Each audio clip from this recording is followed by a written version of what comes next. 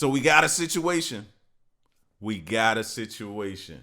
Now, for those of y'all who like to go, hiking in the woods, you ever stop to think somebody could be disposing or burying bodies out there where you go hiking? You ever thought about that? What about y'all who live out in the country areas and you got a ton of woods behind your house? You ever go sit on your back porch, drink your coffee, and just gaze out into the forest, to the woods, through the trees? You ever thought about somebody putting some bodies back there, burying them or disposing them? You should. So this video here, man, the police discover something like that out in the forest. Let's get to it.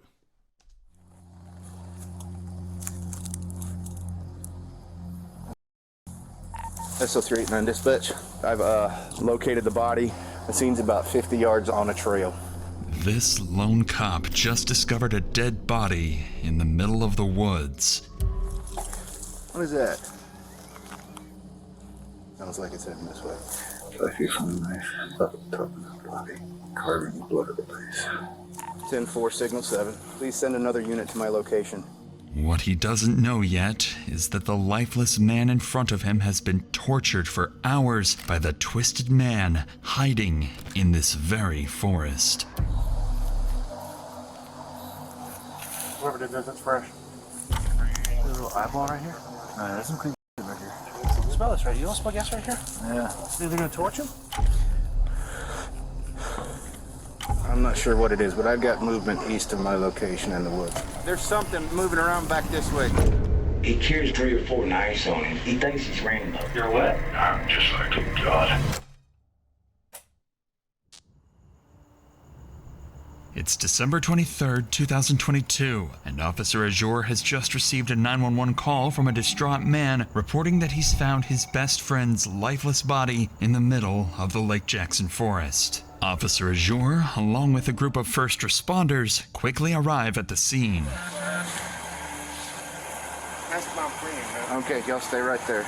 Here they encounter Jamie, the 911 caller, and his best friend Robert, both of whom urgently want to show the officer where their dead friend is. Considering the serious circumstances, Officer Azure decides to follow Robert into the forest despite being alone. I was about to say, is that protocol? It's 3 of them. Well, one's an ambulance driver. Okay, well, 2 of them. You sure? Because for all you know, they could be the person that did it. I ain't going in no woods until we got more people on scene. We ain't playing them games. 389, I'm 10-12 with him. Just give me a minute. I'm 10-12 with 2. I'm heading down to take a look. 361, if you want to come down, and 56 with the EMS in the back. I'm headed down to the scene. We're gonna go back that way, about 50 yards. Okay. 50 yards. When I walked in the village, Yeah. knife was laying on the ground. There's no blood on it. Did you touch the knife? I did pick up the knife. Okay. Well, we're gonna need to get fingerprints from you, okay? No problem. I walked by the tarp, and you couldn't see James. Okay. And then Alan walked by the tarp and goes, "What's that?" And he picked the tarp up with his stickies on his hand, and James was laying there face down, and I dropped the knife and we left. Okay. All right. Well, we're gonna need to get a very detailed statement from you, okay? Yes, sir. Just because. I understand. Well, the thing is, I'm not accusing you of anything, but you have to be ruled out. You see what I'm saying? 100%. At this point, the officer can't yet confirm Robert's story, but with a dead body reported, he has no choice but to push deeper into the woods. However, alone with a suspicious man he's just met and a killer who could be lurking nearby, the officer knows he must proceed with extreme caution. You just hang on. Going 50 yards in the woods is not proceeding with extreme caution. I'm sorry. No, you wait till you get some backup on scene, and even that ain't enough, bro. If this man is not the guy who did it, the other guy could be anywhere, and he got to drop on you right now. Like this I don't like this at all. That right here for me, okay? Let me get up there and take a look. What you want? Right here, plenty. Okay. And then you please put in that back stand, please. All right. Where's the knife? The knife is on the left-hand side of him. Okay. Laying on the ground. He's got a white belt.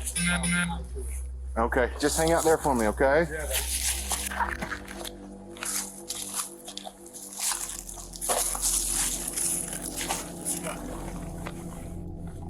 Jamie was telling the truth. Wrapped inside the tarp is the body of James Layden-Decker. He's lying naked in a pool of his own blood, covered in cuts and scrapes. Realizing the severity of the situation, Officer Azure immediately instructs Jamie to head back while he investigates further. That's when Officer Azure begins to hear some unsettling noises.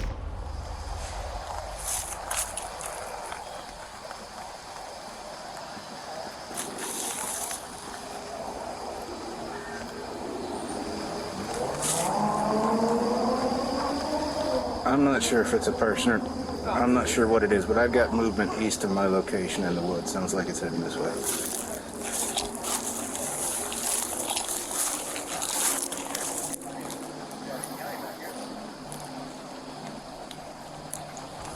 Hey, LT. Fortunately for Officer Azure, backup arrived just in time, providing some relief from whatever might have been lurking in the forest. He lucky, because at that point, he just realized he messed up. He realized he was deep in the woods by himself, no backup, something moving, and he can't locate where it's at. He realized he messed up. Luckily, they got there.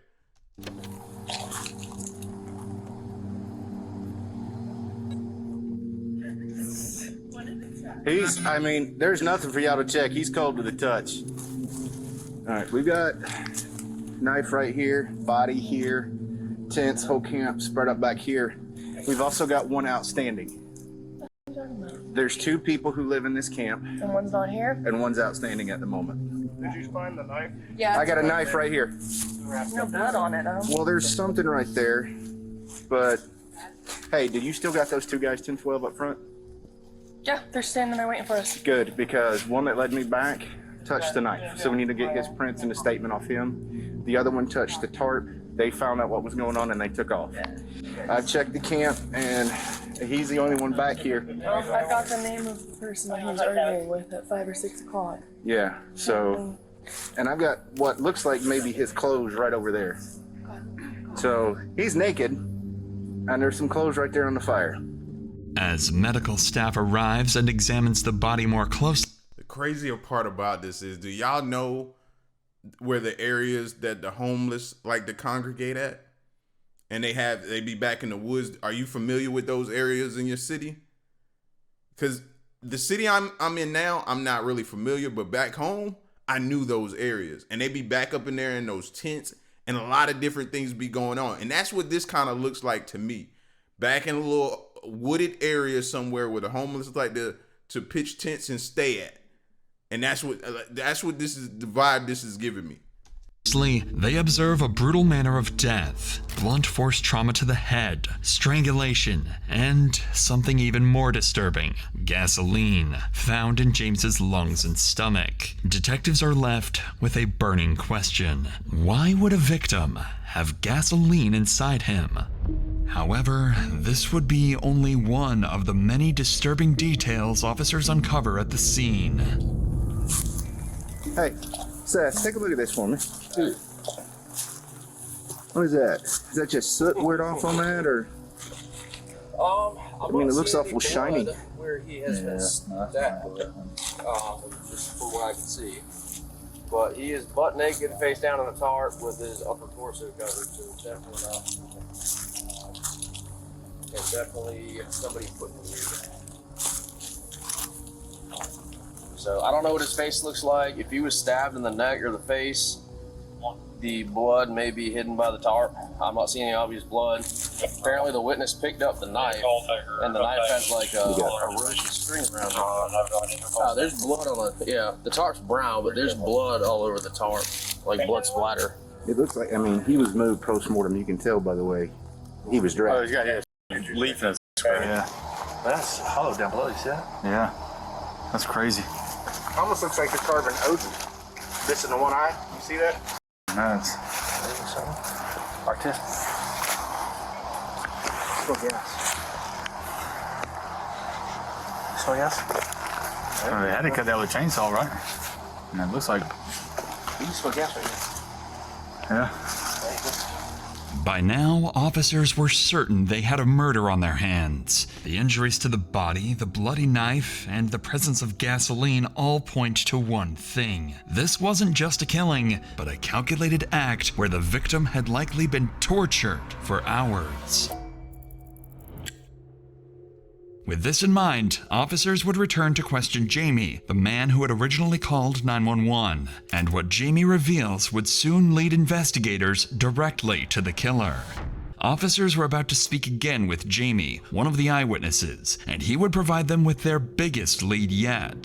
So I heard arguing and stuff, so I go through the woods, go to this camp. So you I left. all back to the camp because, you know, Right. homeless people argue all the time about dumb. It's been a while now, and I haven't heard anything from James or anybody over there. So I go over there to me and my friend that's with The other officer deputy. now. Go over there, right? So when I walk, get to a certain point, I see a tarp laying Right. there beside this tree, which is never there. I And flip over inside the is- tarp is I don't even know if it's James or. All right. Well, we're gonna get it figured out, okay? Do you know James' last name? Do. Do you know James' last name? No, ma'am. No. I'm talking about the person who did this, 36. because I know who it is. Dusty McDonald. That lives right up. He just got the complaint this morning. Man come down there with a hatchet, threatening to chop up. Called it in, sheriff's department. They come over, they talked to him, they told him that they're gonna go over and talk to him and just stay away. And James is the one who called. No, ma'am. Who called this morning? Rick. Okay. Do you know Rick Rick's is last the one name? who stays there. Okay. No, ma'am, but Rick is the one who Rick. stays there. James is a friend of everybody's, but So I he was should be staying able up to there with find out Dusty. by his name.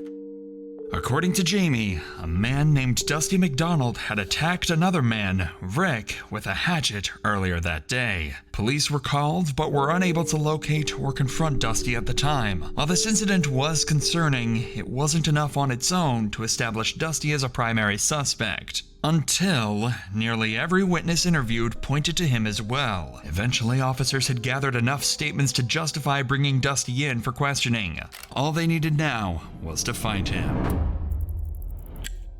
As police began searching for Dusty, other officers on scene would sit down with the two 911 callers to piece together a timeline. According to them, the day had started with unsettling signs that something was off.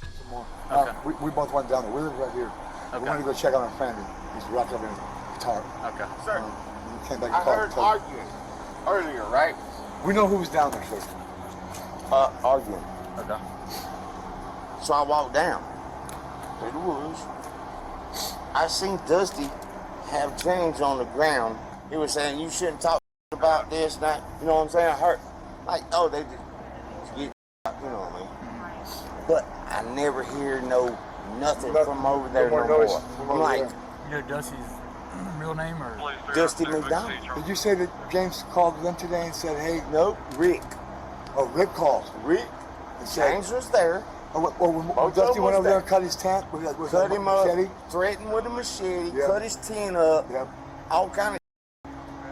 They called the police. I was there Yep, for that. I called was the there for police, that. made a report, and the police just said, stay away from him. There's a tarp laying beside a tree that's never there, because I live here, and I took the stick and went. When I flipped it up, I seen legs. Based on these witness accounts, officers now have a fairly detailed picture of what likely unfolded just hours earlier. They also have a lead suspect, Dusty McDonald, a name one of the officers happened to be familiar with. I think they are. Listen, I'm trying not to profile Dusty, you know what I mean, based off the way he looked, but if I'm being honest, he looked like he did it too. You know what I'm saying? He looked like he might have done that there. Everything they saying he do, he just give off that vibe in that look, bro, like saying, you know what? That might be our guy. Brought up his name, that Dustin McCormick. Yeah, Dusty. Dusty, Yeah, supposedly general in some militia, come down there this morning with a machete and started hacking up some of the tents so he wanted to clear the area. Said he's signal 20 and off his meds. They said Dusty. They said Dusty's the one that's outstanding. Yeah, they said this guy. Anybody walking around with a machete, yeah. Lead suspect. Why? Who has a machete that they just... If I see you walking around with a machete, yeah, bro. Yeah, there's something wrong with you. Literally. It's really something. You're off. Your brain's not computing logically at all. Yeah, you clearly off your rocker. Dusty left from over here like later in the evening. By now, it was clear Dusty had likely been involved in the murder, and with Jamie and Robert's statements in hand, police began piecing together the sequence of events leading up to the brutal killing.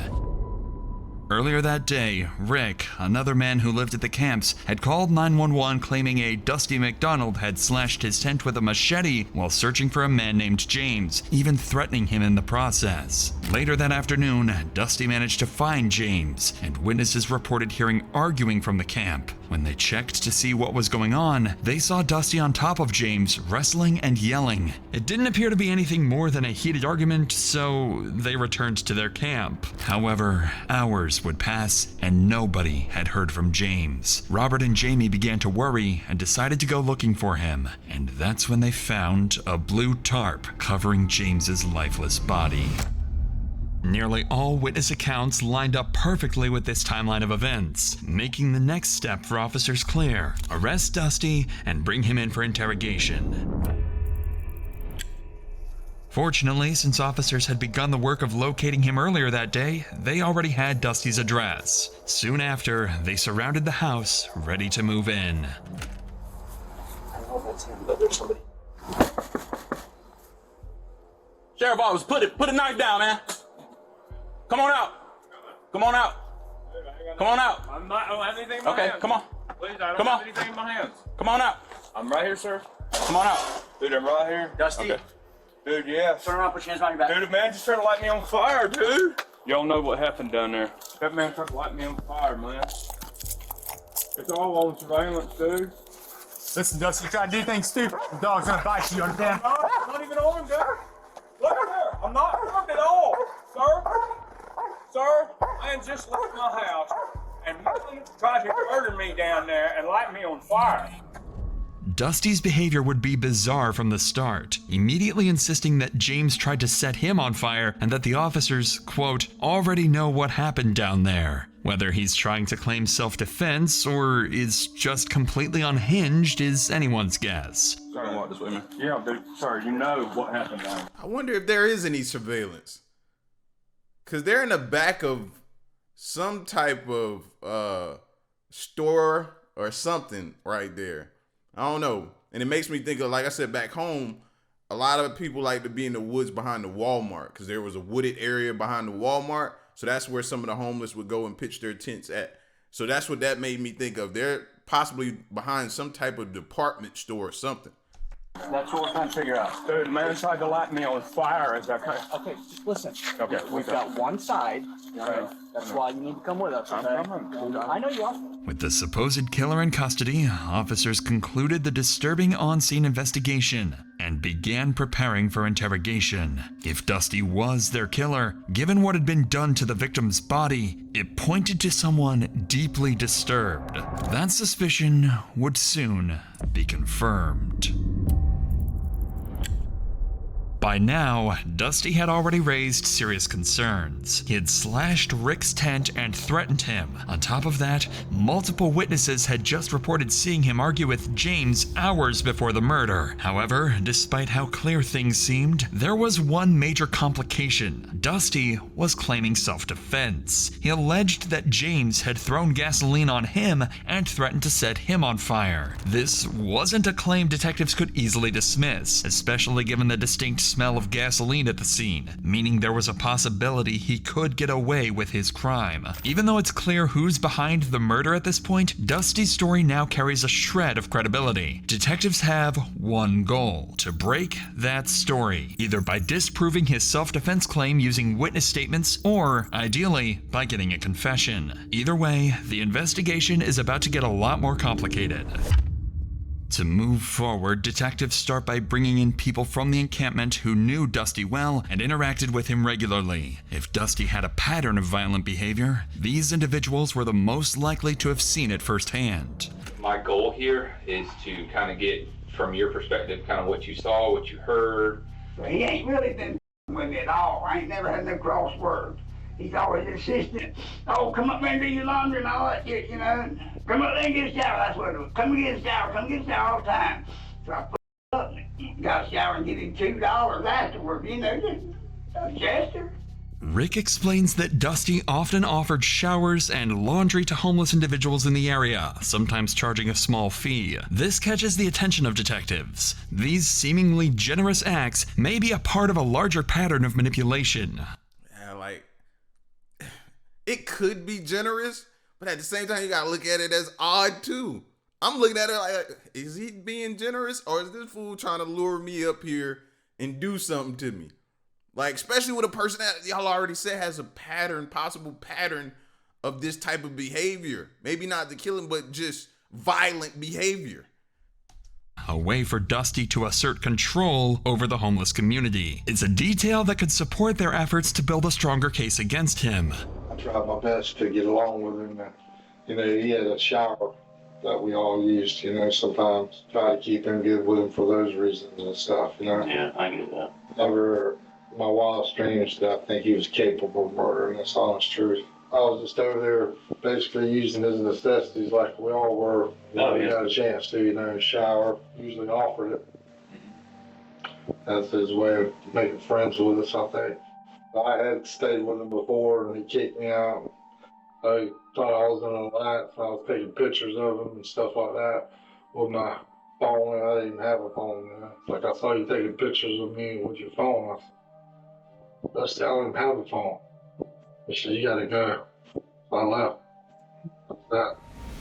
Dusty lives in a house near the homeless camps, a property owned by his grandfather. At first, much like Rick, Busby describes Dusty as someone who seems generous, allowing members of the homeless camp to use his home for basic amenities. As investigators continue interviewing members of the homeless community, a more troubling picture of Dusty begins to emerge. He has a history of strange and violent behavior marked by paranoia and delusions. However, officers face a challenge. The interviews so far have been too vague, highlighting patterns of behavior but lacking concrete details to build a solid case. This leads detectives back to Jamie, the original 911 caller and the person with the clearest recollection of events so far, and he's able to offer meaningful insight into who Dusty really is. Mr. Allen, my role here in all this, it's just kind of to get from your perspective, your side of things, what you saw, what you observed. Man came to my camp last night. I used to stay up there with him. He's a violent person. Okay. His papa always wanted to let me stay there because he's the one who owns the property. The reason I don't stay there is because you don't do what he says, and he gets all angry and threatens you, and he just crazy. I said, well, What does he usually carry? he ain't got a stick this time. But he's either got a stick, a machete, or a knife. He carries like 3 or 4 knives on him. Machete, sticks, he's like, he thinks he's Rambo. While Dusty had a reputation as a bully who routinely harassed the homeless community, no one expected his behavior to escalate to cold-blooded murder. His so-called generosity, offering his home for showers and laundry, masked a deeper need for control and manipulation. The same people he claimed to help were also the ones he intimidated and threatened, revealing a... Yeah, he didn't want to help them. He just wanted to use them, bully them, do different things to them, all kind of different stuff. He didn't want to help them. That was just his way of luring them in. I got a shower. I had a place for you to stay. And then I can do this to you, berate you, all kind of stuff. because I know you need me. That's the clear that's the picture that's being painted of him that we can clearly see. He just used those amenities to get them there so he can do different things to them. A warped sense of power and superiority. In the end, this contradiction may have set the stage for the gruesome murder. When Dusty was brought in for questioning, his demeanor was strangely calm. At this point, he seems to believe that he is seen as a victim of an attack by this homeless man. He didn't seem like he was in his right mind at all. Detectives were hoping to learn about Dusty's side of the story, but instead were met with, well, a lot of nonsense. You know I'm an owl, right? You're what? You know I'm an owl, right? Okay. You know what that means, right? Yes, sir, I do. Okay, thank you. Golly. Thank you. This Oh, has been I ain't doing that. This has been As soon as he just said that, I'm done. Y'all need to get somebody else in here to do this. I ain't equipped for this. Dude just called himself an owl. I'm not. No, that was not on the bingo card. a really hard day. Sir, I waved all right there a long time ago. I still have a great sense of innocence within me, if it ain't obvious to you this time. Throughout his interrogation, Dusty's responses are filled with incoherent delusions and deflections. In Dusty's mind, he's, quote, an owl, constantly watched, monitored, and under surveillance. It's clear that without his medication, his schizophrenia is spiraling out of control. I'm handling it remarkably well. Jesus, man, that was some crazy. And to still be able to get us some usable intel, you'll get why staying at that place is so dangerous for me. I know a lot of trust is getting to me or like that, but man, thank you for saying you'll be able to talk about this. Dusty seems to believe he's outsmarted the cops, thinking he's there to provide valuable intel as the victim. But he will soon find out that he's actually a suspect in the cold-blooded murder of an innocent man. I haven't shed a tear all day, I've been going hard, I'm so exhausted. How long have you been doing it? What, this kind of work? Not very long. That was my first. I think everybody knows that. From the get-go. Thank you for this deep psychological support. It's helping a lot. Good. Listening closely to Dusty's words, it seems as if he's openly admitting to the murder. Although his statement is scattered and unclear, it gives detectives the impression that he's acknowledging responsibility without fully grasping the seriousness of his actions. But Dusty's bizarre admissions wouldn't stop there, as he continues rambling incoherently. I was brushing and then he throws that gasoline on me, because you saw how I was rolled up and down there. Dude, I thought I was just doing it for the other. You know what I mean? Because that was my intention. Everybody knows this. And then managed to hit that neo-UI and come out like that. I don't know how I do it sometimes. You know what I mean? Yeah. When I'm just experimenting in the house with blades, like before like when I took the butcher knife and threw it in curved on. I don't know how I do it, sir. I just know with my beautiful mind that it's a three-way. Yeah. It's the photographic, the audiogenic intake, and then the living genetic. Yeah. If y'all don't ever think I'm so amazed that I'm just like, oh God. Man, I never thought it would be. I wonder what's his background, and maybe they stated it in the video and I didn't hear it, but I'm wondering if he has any type of military or something background that is linked to him, because some of the stuff he's talking about, like, it makes you think, like, okay, what has he been through? What has he been doing? What is he suffering from? Any type of PTSD, from serving in the military or something? He just gives off those vibes a little bit to me. Something like that, but my God, what that thing was. While Dusty's ramblings could be interpreted as an admission that James was his first murder, the statement is buried in a mix of delusions about retinoids, his photographic memory, and other incoherent claims. The detective picks up on this and pushes further, trying to separate fact from fiction in Dusty's fractured account. For me to verify everything that I can see elsewhere, I'm trying to. I know you're not mad at me. That's just, I don't want you to think I'm asking questions. Many others, like, think my personality is, I can't talk to people. I can, but I don't want you to think I'm being. I am very relieved that we were having this conversation. Dusty claims he's not mad and that people don't understand how he communicates. This shows he might have a twisted view of himself, possibly because of paranoia, delusions, or mental illness. What's strange is how calm and relieved Dusty seems. Most guilty people would be nervous or scared during an interrogation, but Dusty is different. He seems to still believe he's the victim and doesn't grasp the seriousness of his actions. Instead of taking responsibility, he thinks people just don't understand him. This becomes even clearer when Dusty asks one final question to the detective. Will I be able to go home?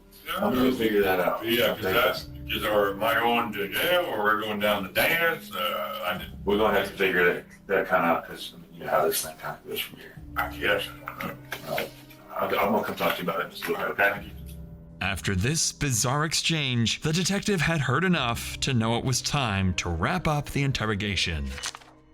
Dusty's lack of remorse and distorted grip on reality made it clear they were dealing with someone who didn't fully understand the weight of his actions. According to the pathology report, the victim, James Decker, was subjected to horrific torture before his death. His body showed severe blunt force trauma, including cuts, bruises, and fractures to his face, nose, ears, and mouth. His eyes had severe bleeding, and many of his teeth were broken. The injuries also extended to his neck, with heavy bleeding in the muscles and a broken hyoid bone, suggesting he had been strangled. His torso displayed several broken ribs, and internal bleeding was found in his chest and abdomen.